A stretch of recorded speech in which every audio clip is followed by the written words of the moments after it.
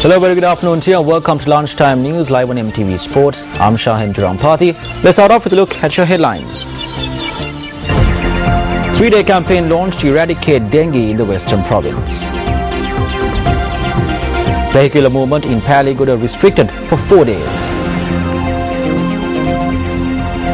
Police constable dies in a motor accident in Balangoda. Turkey's Deputy Prime Minister says the number of Syrian refugees sheltering in Turkey has hit 1 million. Here are the stories in detail. President Mahinda Rajapaksa paid homage to the temple of the sacred tooth relic today.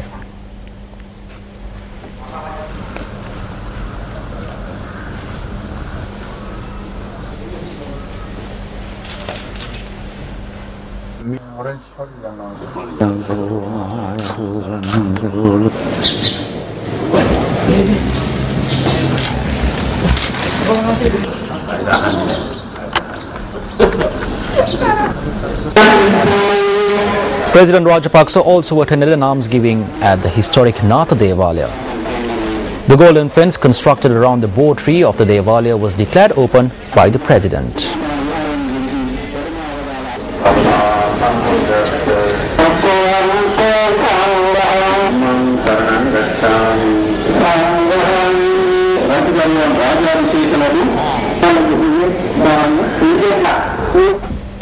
A police constable died in a motor accident in the Pallekanda area in Balangoda.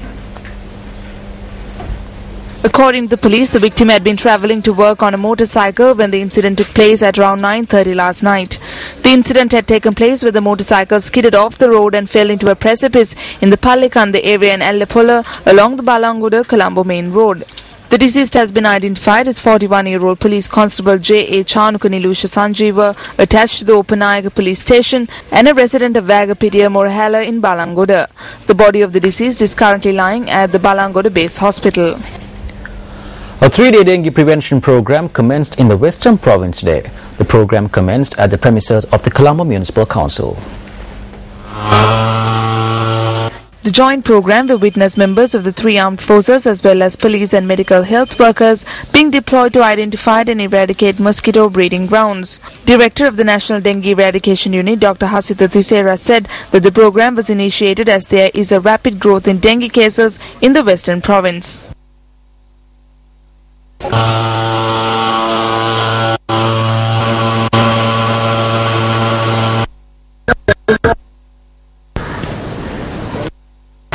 There will be participation of health personnel, personnel from the armed forces, that is the Sri Lanka Army, Air Force and Navy, and police personnel.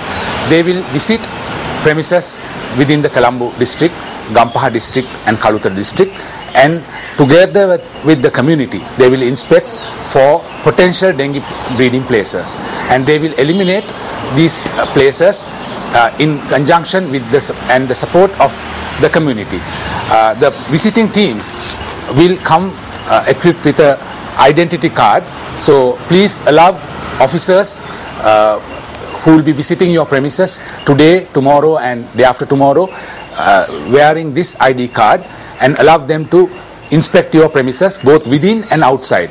And if they find that the premises is free of dengue breeding, that is no mosquito breeding places are identified or potential breeding places are identified, you will be given a sticker, a green sticker that will indicate that you are free of dengue breeding for the next 2 weeks.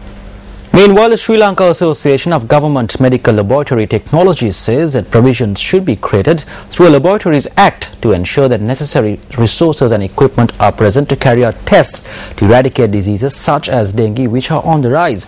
Now, this statement was made at a media briefing held yesterday to create awareness about the contents of a Laboratories Act presented by the association to the Minister of Health. Dengue පරීක්ෂා කරගන්න පරීක්ෂණයක් තියෙනවා dengue NS1 කියලා. The NS1 test should be conducted to identify whether a patient has contracted dengue. This should be done on the first day on which symptoms appear. How many government hospitals has this facility? We request that this facility be provided to at least the Colombo National Hospital, Colombo South Teaching Hospital, the Panadura and Gampa hospitals at the very least. A sum of 2,500 rupees is charged for this test at one place, and at another they charge 2,800 and 1,500 rupees. There is no administration whatsoever. We know that a cost of around 450 to 650 rupees is incurred to carry out these tests at a government hospital. So in spite of this test being available at such a low price, why isn't there a proper allocation of funds for this? At a time when such an epidemic is on the rise, it is essential that provisions should be created through a Laboratories Act to allow such vital tests to take place during times such as this.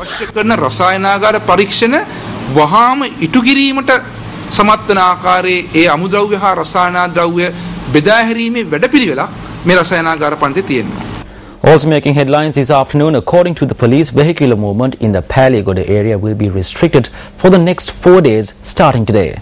Police media spokesperson SSP Ajit Rona said that the cause of the restriction was because of maintenance work along the Colombo-Negombo road.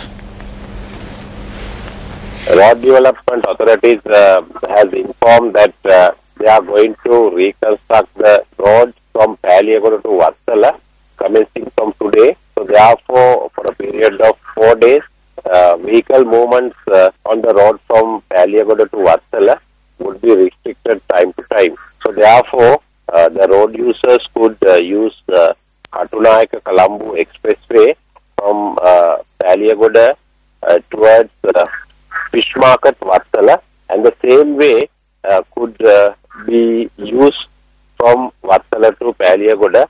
However, three-wheelers and motorcycles are restricted on the highway, so therefore they should use the same road, and the police officers have been deployed at the key points, and apart from that, the traffic signs are displayed. Kindly obey with the traffic signs and instructions given by the police officers.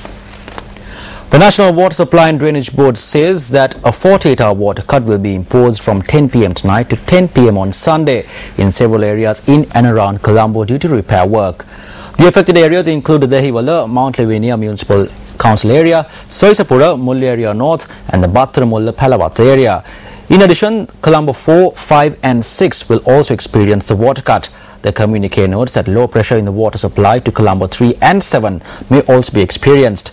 The supply of water will be disrupted in these areas due to the laying of new pipelines close to the proposed Battaramulla Poldua bridge.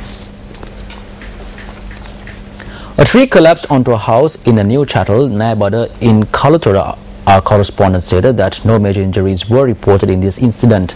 The tree has collapsed onto the house at around 7:30 last night. 8 persons had been in the house at the time of the incident, and 2 of them who suffered minor injuries were admitted to the Horana Base Hospital for treatment. Our correspondent stated that a three-wheeler parked in front of the house was damaged.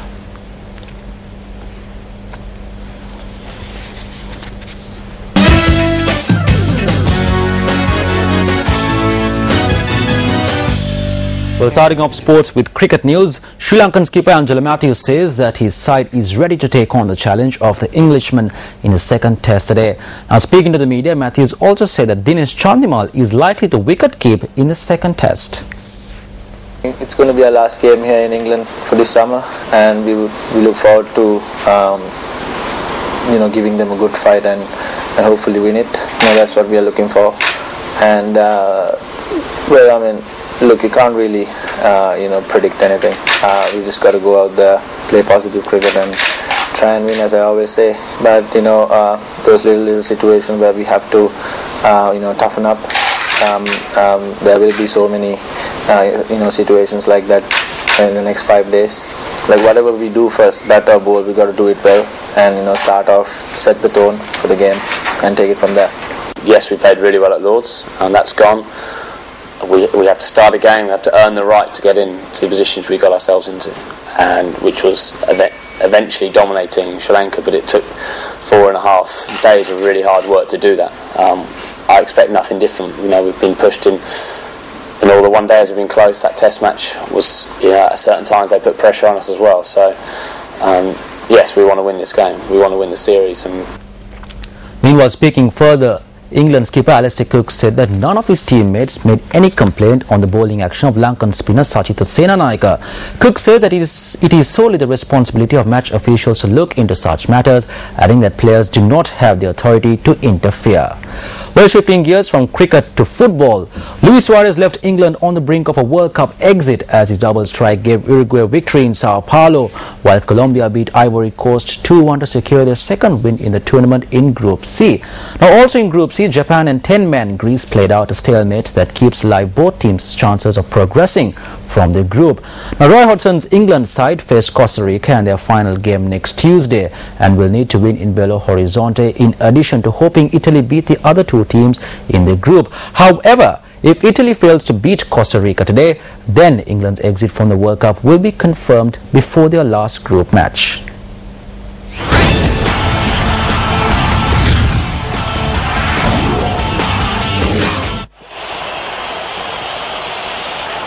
Liverpool striker Suarez was making his return after a month out following knee surgery, and it proved to be bad timing for England and manager Roy Hodgson, as his brilliance was the difference in a fiercely fought encounter.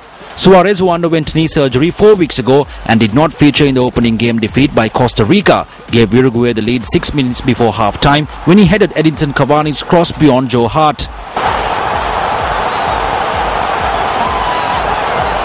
Cavani wasted a golden chance to increase Uruguay's lead early in the second half, and Rooney was then denied by Fernando Muslera before the Manchester United striker drew England level with 15 minutes left.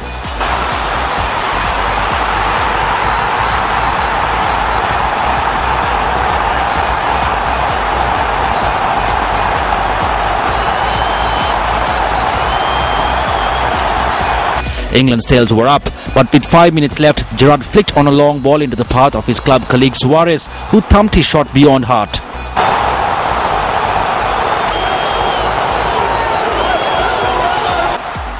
Colombia made it 2 wins from 2 games in Group C after second half goals from James Rodriguez and Juan Fernando Quintero to secure a 2-1 victory over Ivory Coast in Brasilia. Colombia, who beat Greece in their opening game, took the lead on 64 minutes when Cuadrado curled in a corner and Rodriguez parred a header past Barry.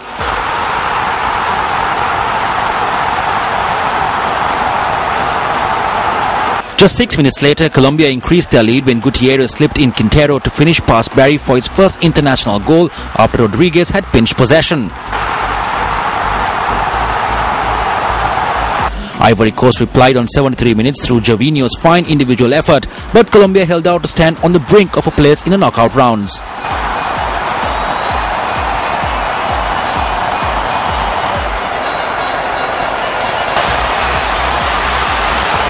Greece produced a dogged defensive performance to draw 0-0 with Japan in Group C after captain Kostas Katsaronis was sent off in the first half. In a forgettable game in Natal, Japan dominated possession but were unable to capitalize on Katsaronis' 38-minute dismissal for a second bookable offence.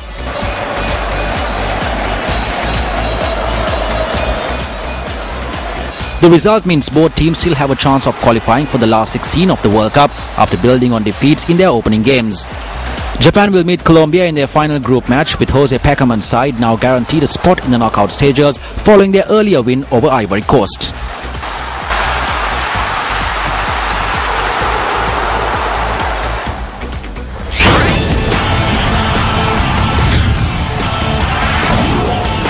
And with that, we wrap up lunchtime news. Thank you very much for watching. Our next news update comes your way at 1:55. For the Newsfirst team, I'm Shaheen Jurangpati. Hotline 0114 896 896. www.newsfirst.lk. Feedback at newsfirst.lk.